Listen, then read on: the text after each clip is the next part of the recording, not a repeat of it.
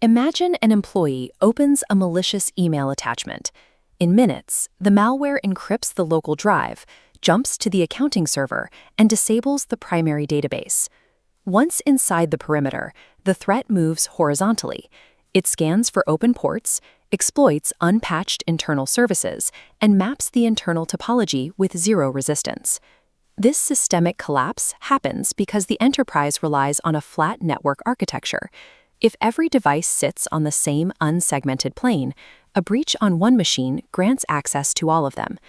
To prevent this, we apply the principles of CISSP Domain 4 to architect a resilient, defense-in-depth infrastructure. The core challenge lies in balancing where we place physical devices, like routers and switches, with how we draw logical routing boundaries and enforce protocol security. A standard physical network diagram often looks highly secure, but it can easily mask fatal logical routing vulnerabilities. A network architect must operate under a specific assumption: the external perimeter is already compromised. Building true security means aligning your physical topology with strict logical segmentation and layering protocol encryption to isolate individual workloads and continuously inspect network states. Let's analyze a standard perimeter design to see exactly where these structural defenses succeed and where they fail. This schematic shows a traditional multi-tier enterprise network.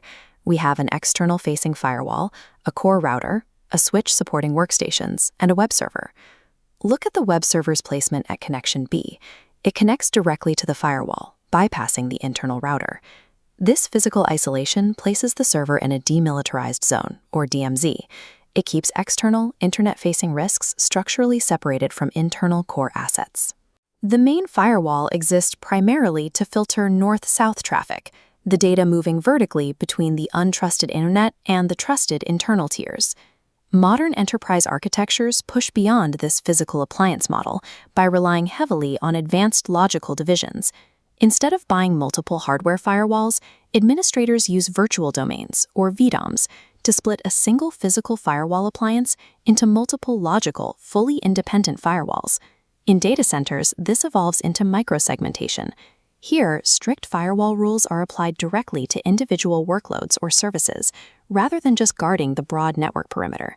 Physical tiering is only the first step. You must deploy logical firewalling to contain any sophisticated threat that manages to bypass the initial perimeter. If north-south traffic crosses the perimeter, east-west traffic describes the internal communication between servers, endpoints, and systems inside the data center. This diagram maps internal messaging traffic moving between System A and System C over TCP port 80. Notice the routing path. The traffic flows from System A, hits the internal switch, and routes directly to System C. Because this data never crosses the router or the main firewall, it is completely invisible to your perimeter defenses. It cannot be subjected to stateful inspection. Furthermore, the diagram specifies TCP port 80. That means the communication is entirely unencrypted plain text. To secure this environment, all internal communications must transition to encrypted protocols. This stops internal eavesdropping and blocks lateral reconnaissance. You replace legacy systems with secure alternatives. HTTP is replaced by HTTPS, and standard FTP traffic is upgraded to SFTP. This includes enforcing TLS encryption for all internal multimedia and application traffic to guarantee both data confidentiality and integrity. A standard Layer 2 switch cannot perform stateful security inspection. Therefore, end-to-end protocol encryption is the only reliable defense for securing east-west traffic. Now let's see what happens when we integrate remote access solutions into this same enterprise topology.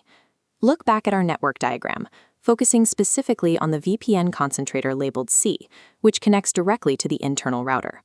When a remote user connects, their traffic passes through the concentrator and flows straight into the internal switch and the local workstations.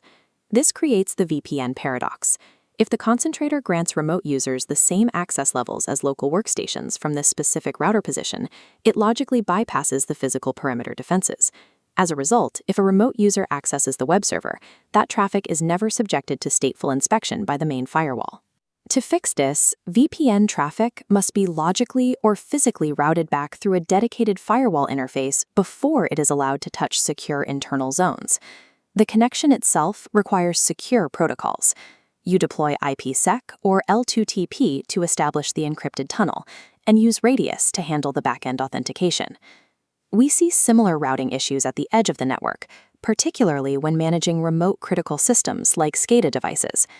Carrying serial SCADA data over standard TCP/IP production networks exposes industrial control systems to conventional network attacks. The rigorous solution is true out-of-band management. This requires using a physically separate network or a dedicated LTE cellular link to manage the devices without touching the production data path. As these routing paths become highly complex, architects rely on software-defined networking, or SDN, to centrally program, manage, and secure the flow of traffic. If you place trusted ingress points, like VPNs or management ports, on the wrong side of a logical boundary, you completely negate the value of a hardened physical perimeter. Let's bring these architectural principles together into a complete mental model. Security resides in the logical tunnels, VLAN boundaries, and micro-segmented zones layered across the physical infrastructure. These encrypted pathways secure everything from remote edge devices to internal data center workloads. Firewalls lock down the physical north-south perimeter, but software-defined networking and micro-segmentation are what lock down the east-west interior. Cryptographic protocols like IPsec, WPA3, and TLS must secure the transit mediums, completely regardless of the underlying physical wiring. The biggest mistake an architect can make is trusting the physical schematic over the logical routing tables and access controls. The strict logical boundaries and encryption protocols governing data in motion determine the actual strength of an enterprise security posture.